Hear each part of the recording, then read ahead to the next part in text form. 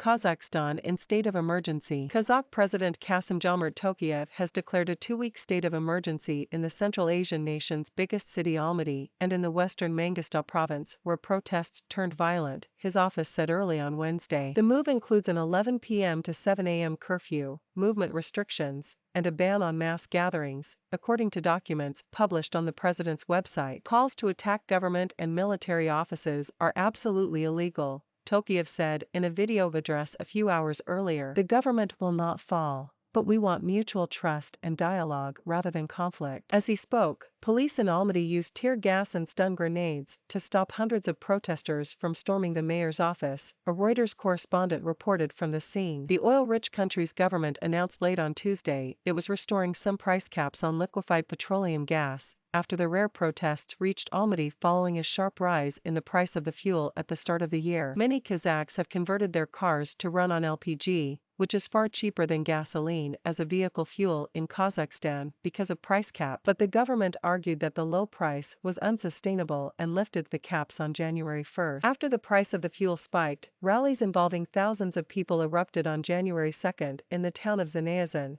an oil hub and site of deadly clashes between protesters and police a decade ago. Demonstrations spread to other parts of surrounding Mangistau province and western Kazakhstan, including provincial center Aktau and a worker camp used by subcontractors of Kazakhstan's biggest oil producer, Tengiz-Chevron. The Chevron-led venture said output had not been affected. In Almaty, police appeared to have taken control of the main square shortly after deploying flashbang grenades, according to online video streams from the area, but explosions were heard for hours on nearby streets and in other parts of the city. Videos published online showed torched police cars in the city, as well as armored vehicles, moving through one of its main thoroughfares. On Tuesday evening, the government announced it was restoring the price cap of 50 tenge per liter, or less than half the market price, in Mangistau province. Public protests are illegal in the country of 19 million unless their organizers file a notice in advance. Tokayev, the hand-picked successor of Soviet-era communist boss Nursultan Nazarbayev, who stepped down in 2019, faces no political opposition in parliament. The president said on Twitter on Tuesday that he would hold a government meeting the following day to discuss the protesters' demands. He urged protesters to behave responsibly. A Reuters correspondent saw security forces deploy tear gas again on Wednesday as they tried to stop a group of protesters from marching toward the city center.